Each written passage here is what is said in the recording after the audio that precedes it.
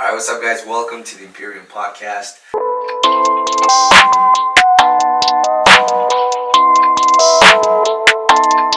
That's ISO? Rack it up, I got a bit of the bank to make me a safe house. Shake it up, she got it. Well, a little bit about myself is, a first-generation immigrant.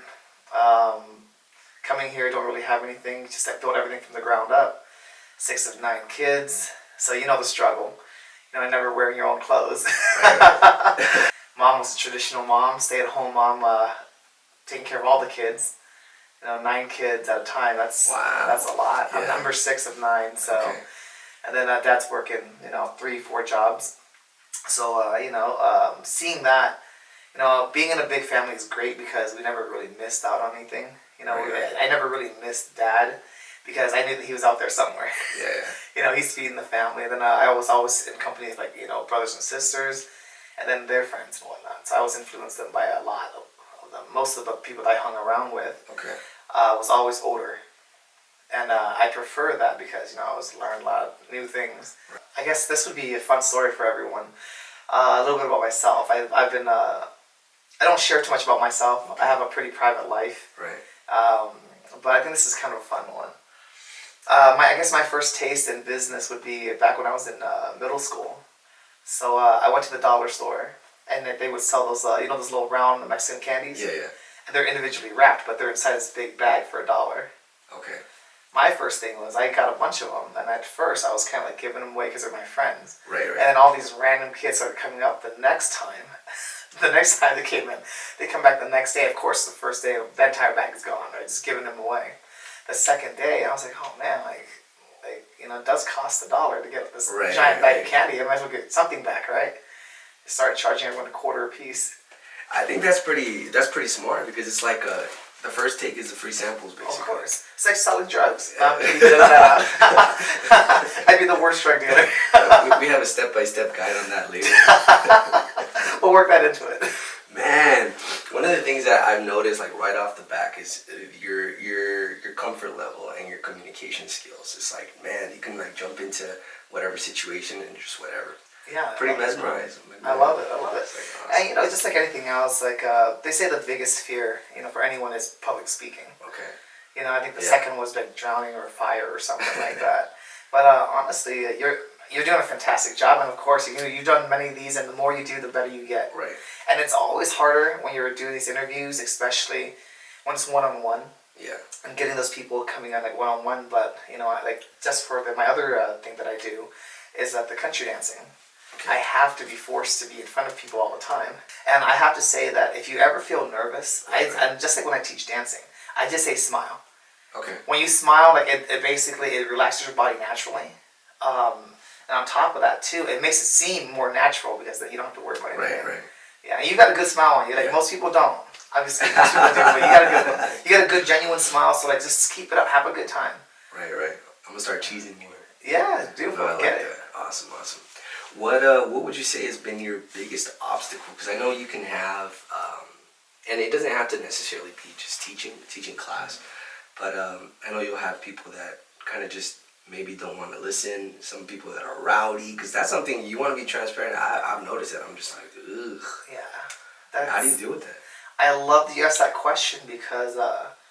And how do you remain so professional too? Oh. So I'll tell you this.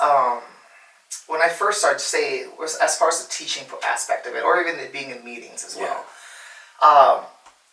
patience is key, but also pay attention to the amount of time you have. Okay. So patience and time limit. I'm not saying having a short fuse because you can't do that. Right. But patience and time, having that time limit is because as you're teaching, even when I was teaching class, I knew from day one, I was doing everything for free. Okay. So when I did everything for free, in the U.S., I guess in anywhere really, I found that if you do anything for free, people don't see the value in it.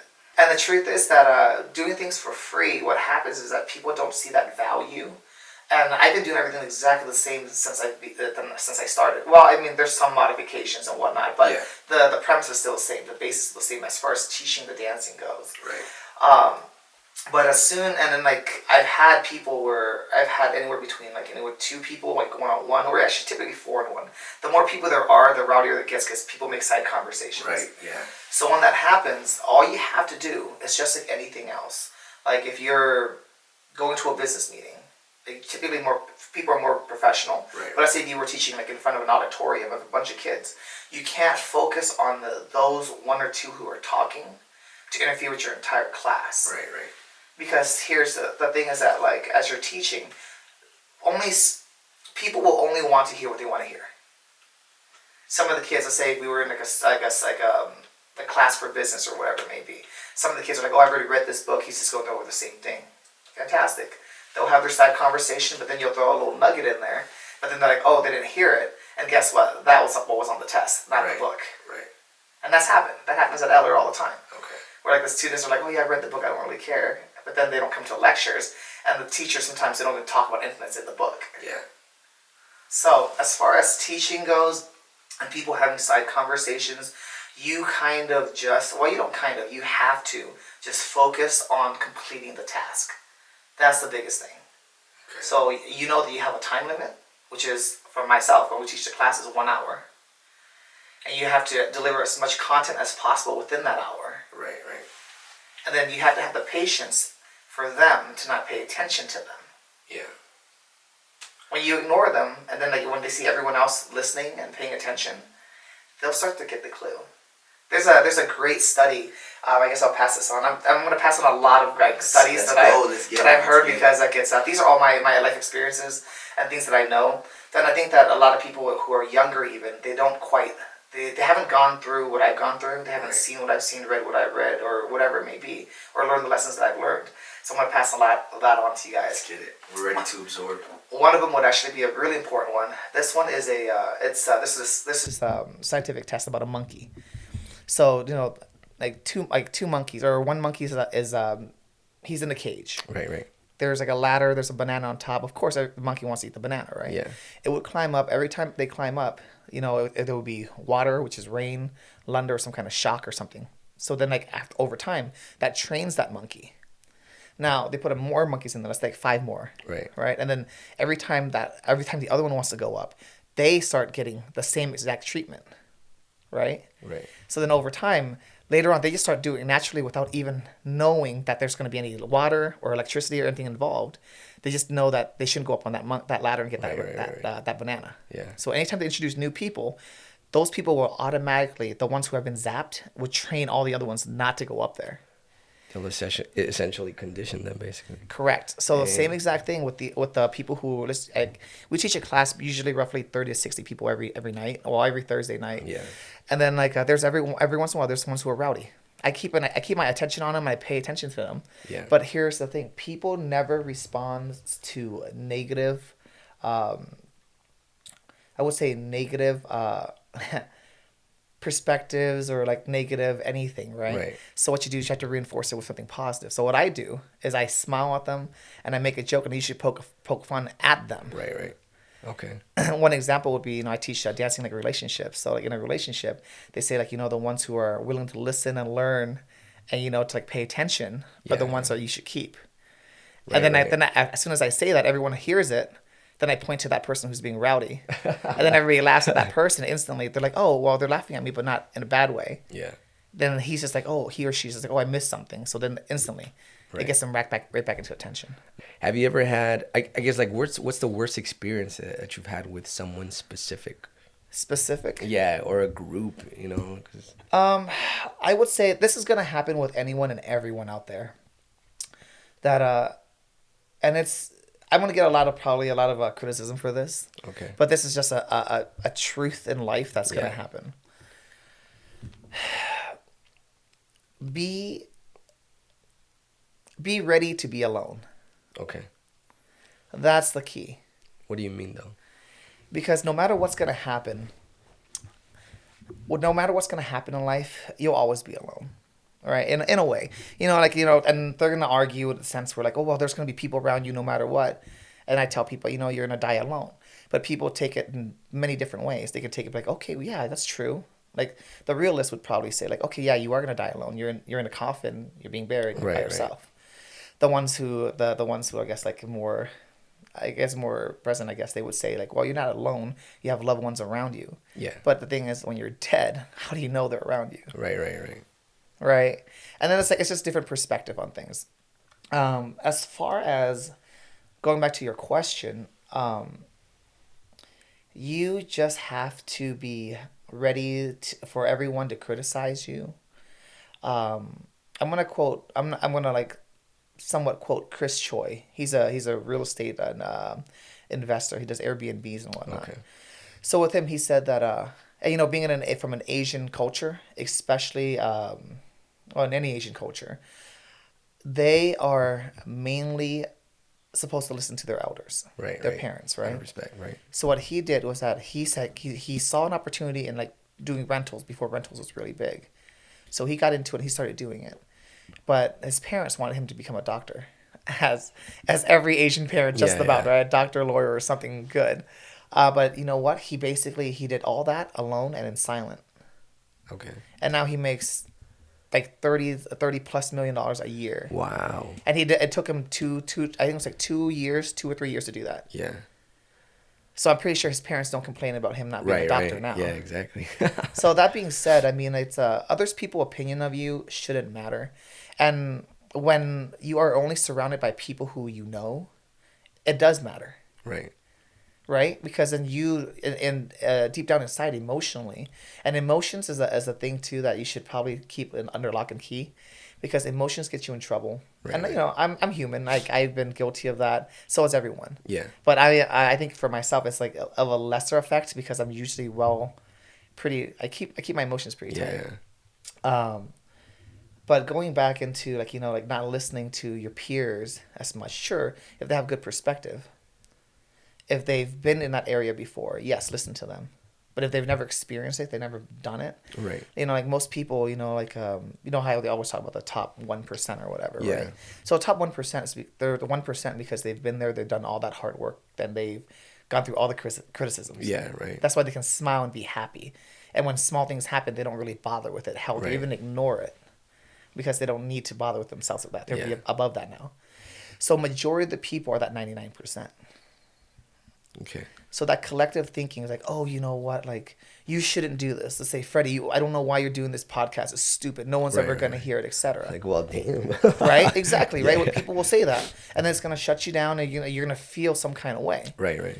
But as soon as you said I will share this with you. This is something that I felt instantly. From someone who wants success for other people and for them to grow, like I do for you and anyone who's doing something new, doing something challenging that's outside of the norm. When you said you did a podcast, instantly I said, hey, when you said that, I'm trying to do an interview, you know, would you like to join? I was like, hell yes, I want to be a part of it. The reason why is because this is something that you don't see yet. What you're doing here between the two of us. Right. Right? And I think that in a post a little bit ago, you actually said you already interviewed like a realtor. Right. One of your realtor friends, right? So guess what? That realtor friend of yours is going to introduce yourself to a broker, a loan officer, myself, to other people that are in a community. Right. And you just get to sit down and have a conversation with all these people. And most of the people who are watching, they'll never know that these guys are all hidden millionaires, billionaires, whatever. Right. You know, so like this is going to be something that opens up a lot of doors for you because you have a Right. great personality. You got a good smile. I'm serious. Like Keep you're very keep it coming, Kennedy. you're Keep you're it very coming. humble. You're very very humble, and that's a great thing. That's one of the best things about you, is that you are humble, and you should never pay attention to what anyone else says because their opinion of anything that they've never done themselves should never matter. Right. Yeah, and I definitely feel that. I feel when it comes to anything, and this is something that can it's a certain type of pressure that even sometimes your family, you know, can push you into. Of course. Like you said, you know, usually in the Asian culture, what is it that your parents are looking from you? You know, to become a doctor, but then once you stray away, it's like, you know, and that kind of messes with you mentally, and it's like, Of course. okay. And that's the thing too, you have to understand, and this is why, and when I tell people, like, you know, you have to understand that you'll die alone, I am not saying it from a literal sense, Yeah. although literally you will die alone. Because I use this example all the time. I use this when I do like a little... In the most positive way possible, you will die alone. Take it in the most positive way possible. Because I use that example for people who are, a while back, you know, like a a while back, like even before I was ever in a relationship, I'm not in one now, and I don't plan to be for the next 4 years because my grind is on. Okay. I'm making up for lost time. But I told this to a lot of my girlfriends, and most of my friends were girls. Yeah. You know, until the relationship. But I told them that you have to understand that you'll die alone, because no matter how much that person loves you, they're not going to be crazy enough to be like, no, kill me, throw me in that coffin with my baby. Yeah. They'll move on. And I've seen that happen. And the thing is, until someone sees it happen, it doesn't click. When it comes to just business and branding, because that's kind of what the focus is, what best practices could you give when it comes to competition and handling competition? There's no competition. Okay, why do you say that? One thing that I've learned is that in life, competition is non-existent because there's plenty of business out there for everyone. Look at the wheel that was first invented. Right. Who makes wheels now? Everyone. Who makes tires? Right. Everyone. Okay. As far as branding goes, you just have to have the higher quality, have better pictures, have obviously like a depiction of where that piece is supposed to go. Yeah. You know what I mean? Right. So yeah, it's just that's the marketing portion of it. But as far as competition, there really isn't any. I mean, like I was teaching dancing for 8 years, basically. Technically I've been dancing for 10, but if you look at the dancing, everyone's danced before me. I mean, look at if you go to any of the bars, there's older generations, they've danced. So it's nothing new. Yeah. Anyone can teach if they just want to teach, but not everyone can teach. A lot of people try to go out there and it's just monkey see, monkey do, as we've all experienced. Not just that, something I've noticed too is communication skills. That's why I'm so big on that. It's just like they can know how to do a specific move, but can they elaborate on how to have someone else do it? Yeah, most can't. Yeah. Can they keep everybody kind of focused on what's at hand? It's like, well, but here's the thing though. That's why there's love at first sight. People are appearance driven. okay. You can be the best looking guy and try and sell anything. Right. When you're not as good looking or whatever, you have to depend on your experience and your knowledge. Yeah. So just understand. You're a good looking guy. You can probably sell rock to a boulder. Kennedy, keep it coming. Here's the thing. One thing that you'll learn about me is that I won't flatter anyone. I'll call it as it is. I guess this is the golden question. Have you ever dropped someone while dancing? That's funny. I'd love to share. I'd love to share some of your clips too, because guys, when I say this man can dance, like, I appreciate you. I start sweating. Hopefully, I'll find some clips and I'll see if I can edit. You know what? If you guys do find some clips, put Freddie and I back to back. He's smooth. No. Trust Yeah, me, right. Whatever. He's smooth. Just I bribed watch him right now. We all have our own little styles, but yes, it is pretty smooth. But going back to the topic, I would say there in my entire time, I've only dropped a girl twice, and I didn't really drop them, let's say, because I always pay attention, I always compensate, and being in a relationship, being in business, is always about doing things equally. Or if someone does something, or you try to lead somebody into something that they don't know, right. You have to be able to compensate 100% for them. Yeah. That's relationship, business, dance, whatever it may be. Okay. So now, as far as dropping somebody. I guess the two that I remember, actually the only two that actually ever happened really. First one would be my friend Vanessa Linton. If you're out there, there's Vanessa Carroll now. I dropped her at her wedding. She had a wedding, and we were dancing. I've had a couple of drinks, but no matter how much I drink, I'm always conscious of what I'm doing and saying, because you have to be. Oh, so you dropped her on purpose? No, I didn't drop her on purpose. I told her, I was like, hey, we're probably not gonna do this right, because you're in a wedding dress, which is heavier, an extra like 5-10 pounds or whatever. And then I was like, you're pretty drunk too, or whatever. So I flipped her. So then she couldn't find her feet. So then I placed her down. Okay. She was kind of like a baby paw, like that. So I was just kind of holding her up. I put her down. She didn't fall or anything. And then the other girl, this girl actually fell. I know it's sad, but it's funny. This was recently, probably within the past 3 months. Oh, man. Very recent. Kennedy, what happened? So here's what happened. I'm out there, and I'll say it. I was at Whiskey Roads, And I was dancing and was just having a great time, right? And with everyone else, I was dancing with everybody. Right. And then there's this one girl. She's just like, she was kind of like there's a railing that's right by the dance floor. She was kind of further away, and I noticed her looking at me. And I was just like, I didn't really care because like I'm not interested in girls. Like I'm straight, but I'm not interested in girls at any point. They're just not priority number one. But every time I looked over, every time I came back to my bench area, she was coming closer and closer and closer. And I was dancing with all these people, so she was seeing me and watching me dance. Yeah. And then it got to the point where she was so close that I couldn't be awkward and not ask her. Yeah. So then I asked her to dance, but then like I was kind of watching her, and I instantly, when I looked at her body, her frame, and just by the way she came out, I instantly knew she was like a West Coast dancer. Okay. How do you deal with haters, man? How do you deal with trolls? I know, kind of like you mentioned before, there's always those comments or those certain type of people that always have something to say. You know, my biggest thing is like I'm just gonna read this note here because as far as like the trolls that you're talking about, my biggest thing is basically just like, I wrote this down actually a while back.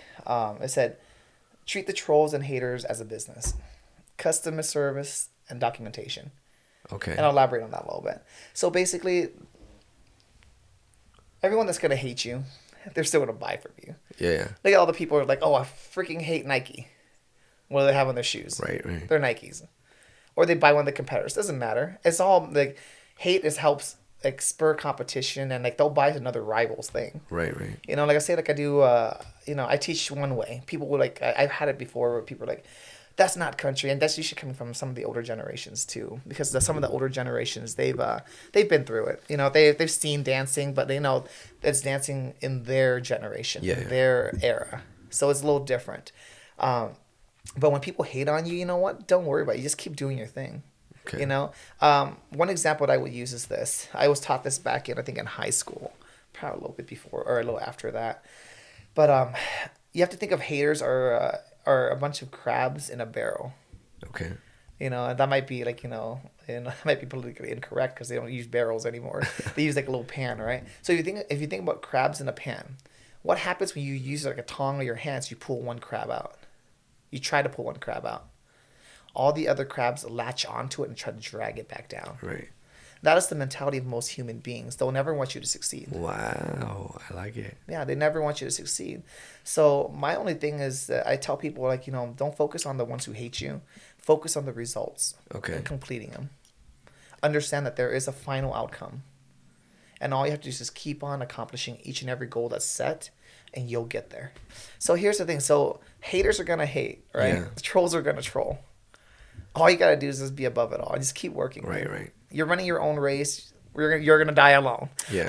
You're going to die alone.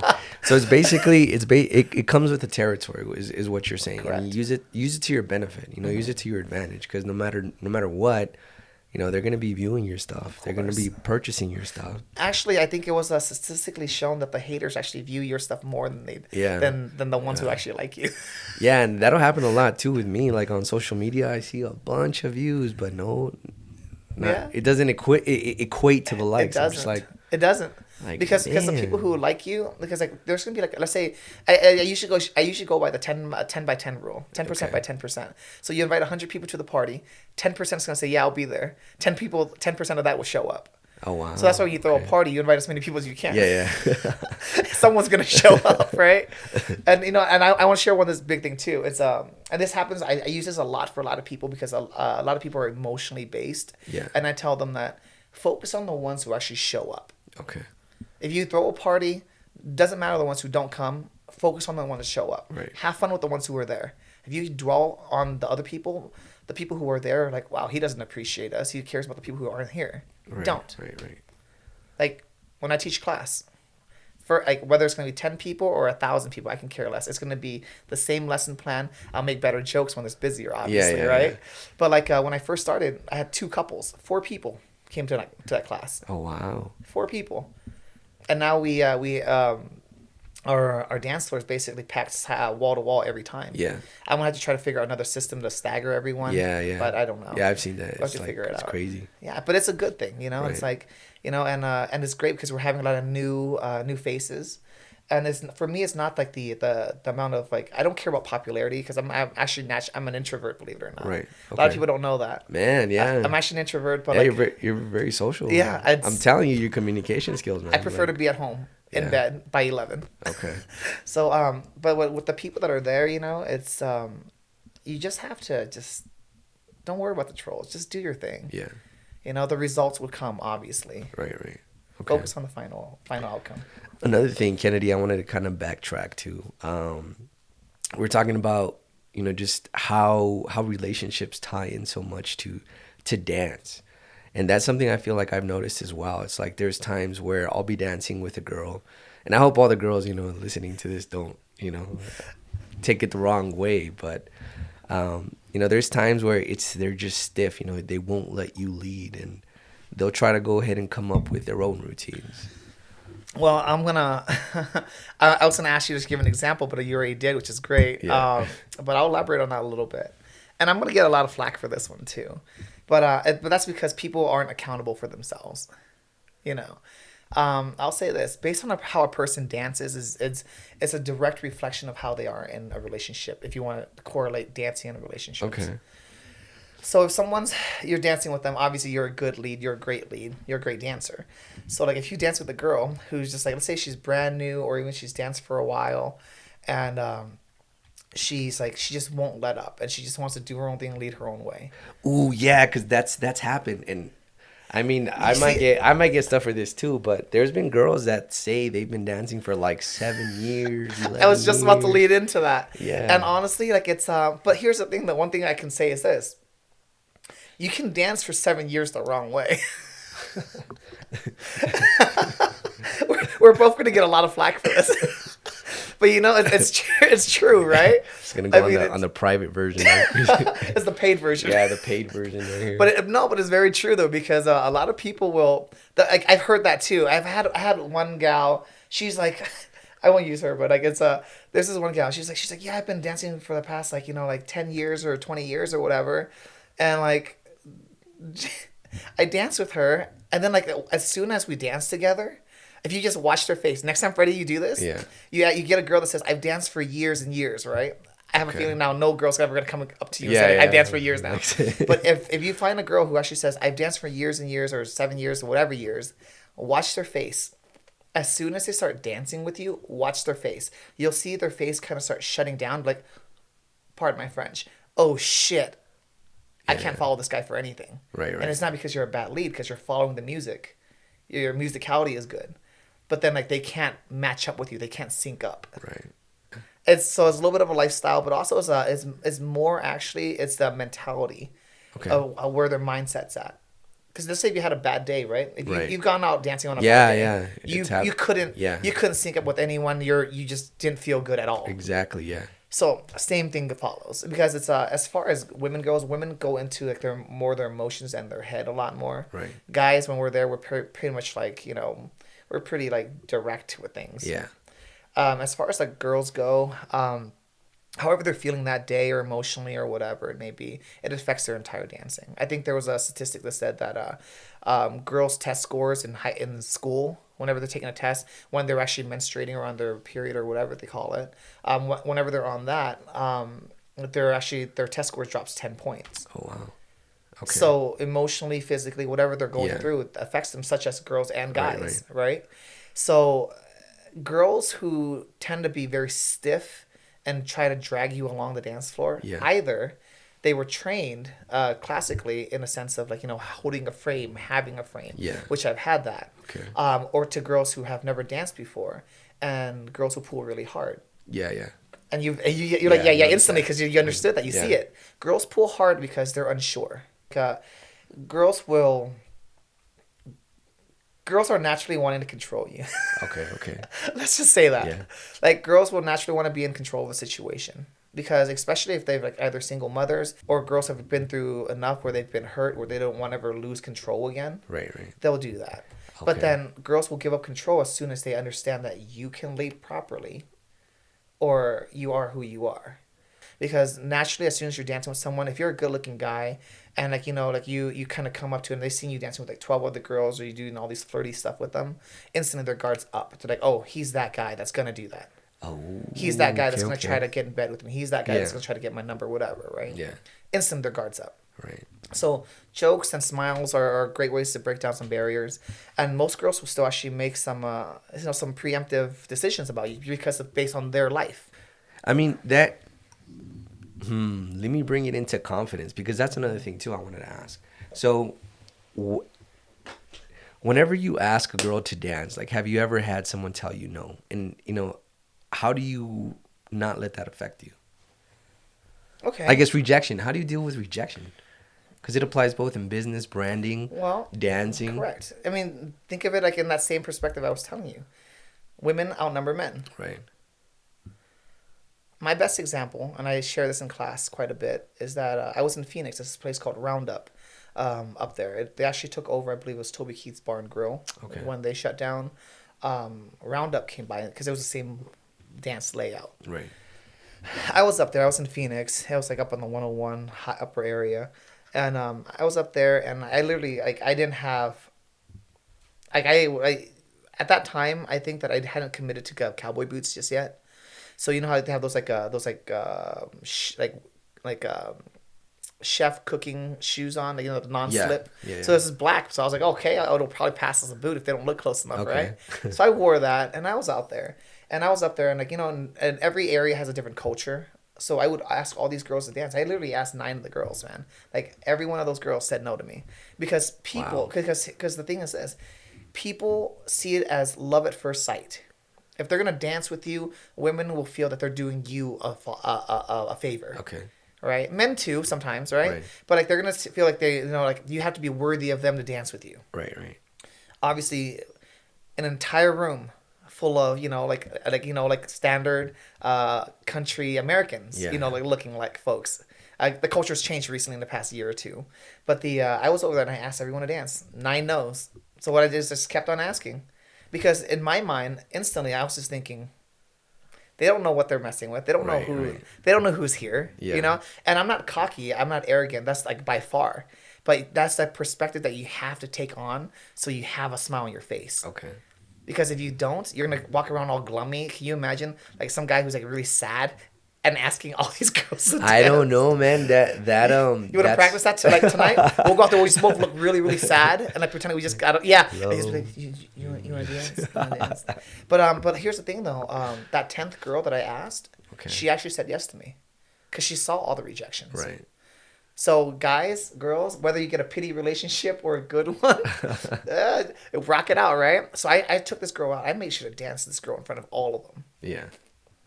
I think a lot of it has to do with social dynamics too. Oh, it does. Yeah, something I've noticed is, what is it?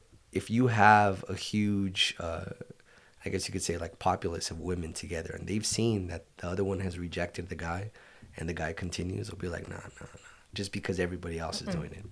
But as soon as you like surprise someone differently, it's like, oh, snaps. Like, okay. It's a numbers game. Yeah. Just like in business, just like in anything else. Business, relationships, dancing, they're all intermingled. Like, it's all the same. Man. You have to treat it as that. So I would consider it this way. If you walk into asking a girl to dance, you have to think of it this way. And you can apply this to a lot of things too. So let's say if you went up to a girl, this girl's super hot, she's a 10 out of 10 in your books, right? Right? But then like you're hitting on her and she says no to you, she rejects you. That hurts, because you're like, oh man, this is the one, this is my girl. That's over. But imagine this. If let's say you want to talk to her for me, you see how mentally, emotionally that changes? Right. Because you're not hitting on her for you anymore. Right. You're hitting on her for me. Yeah. It doesn't really affect you as much. Correct. So when you go into business, that's how you have to do it. You have to think about it. It's like, hey, you know what? I'm not trying to buy this guy. I'm going to get paid regardless. I'm trying to get this client for my business. Ooh. So listen to other people. And as far as rejection goes, going back to it, smile. Smiling. No, seriously, smiles are your welcoming mat. Yeah. To your house, to your business. You can smile, and there's different smile. There's a cocky smile. There's like, I'm gonna get laid smile. Yeah. Or I'm like, hey, let's just dance smile. I mean, smile or use the pain as motivation. You know? Oh yeah. Yeah, because that's how I actually started country dancing. I asked a girl because I saw it. I thought it was such a clean and fun type of dance. You know, there was no grinding, no nothing involved. I had just gotten back from the military, and I remember going to the club with a couple of my friends. Of course, thank you for your service. Yeah, oh no, thank you for your support. And literally all you would see is girls just grinding on guys and stuff like that. And, you know, for me, that's not the first thing I want to go ahead and do when I meet someone. It's like, hey, you know, let's start grinding with each other. And then I saw country and I was like, wow. So I asked this girl, I'm like, hey, would you like to dance? And she tells me straight up, no. But I didn't even know how to do, what is it, the two-step, two steps to the left, one step to the right. I didn't know how to do any of that. So I kind of overheard her and her friends, and they said, oh, man, this guy can't dance. That's why I didn't want to dance with him. So after that, you know, I started going out more, and then all of a sudden I started taking classes with you, and it's like, now I don't have that problem. Did you ever see that girl again? Yeah, I did. I've seen yeah. her multiple times. Has she asked you to dance? Yeah, she has, and I'm like, no, I'm okay. No, you should always say yes. Oh, no, not with her, no. No, you should. You should. I'm petty like that. No, don't be petty. Here's the thing, though. Like, that's the thing. Like, people. That's why. Remember how I was saying, like, people always judge you so instantly, right? A lot of the girls and a lot of guys do this too. They fall for the love at first sight kind of the mentality, where she saw you, she's like, "Ooh, man, this guy's fit. Just came out of the military, really sexy looking, great body, whatever, right?" so then she's like, okay, instantly she thinks that he's gonna know how to dance. Right. So easier said than done. Yeah, and you can see some train wrecks out there, but like you know, like nobody should really make fun of anyone. Yeah. So that's kind of why, like, you know, like, if like going into relationships, is that those kind of girls are the kind of girls that will write people off. They might not be the right people for you, right. Because they'll write other people off too. You know what I mean? Yeah. You want the person to actually want to actually spend time and actually like foster you. Because in a relationship, I've learned over the years that that grass is never greener on the other side. Right. Grass is greener where you tend to it. Right. If you pay attention to the grass, you water it, you give it some like love and care, it's gonna grow. Look at you. Yeah. And maybe you just did it because you felt vengeful, but hell, I mean, it works out. I'm gonna be real, like. Yeah. But you know, next time you see her again, though, dance with her, wow her. Yeah. Because like seriously, like, you know, like, give her that, and then you can say, then once you do that, you can give her the choice to whether you want to be with her or not. Right. You never want to leave the people without options. I mean, it was more of a dance, just a dance Just thing. dance. But I guess if you dance with her now, I'm pretty sure she wants to do more than dance with you. Yeah. Now if she. And then you can say no. You can say no to that point. So so she never gets to experience that part of you. Right. Like, man, I think we're gonna have to start up a different type of account, an OnlyFans account, go into like private stuff and relationship advice. Oh, I've got plenty of them. A lot. But yeah, you know, and I guess one example too, and like there's a lot of people. Like, there's this girl, this last Friday night, actually, it was a Friday night. Today is Saturday. Friday. It was Wednesday night. It was Wildcat Wednesday at the Maverick. This girl, she looked like she was drunk, but she wasn't. She was okay. You know, like, people were doing a line dance and she was trying to follow along. And some of the younger peers, not her friends exactly, but younger age group, they were kind of looking at her. They're kind of laughing, kind of like, you know, sneering at her a little bit. Right. But then, like, I looked at her and I was like, you can instantly tell that, like, it was not because she was drunk. She had, like, you know, like, I guess a little challenge with, like, you know, like her motor skills and whatnot. Okay.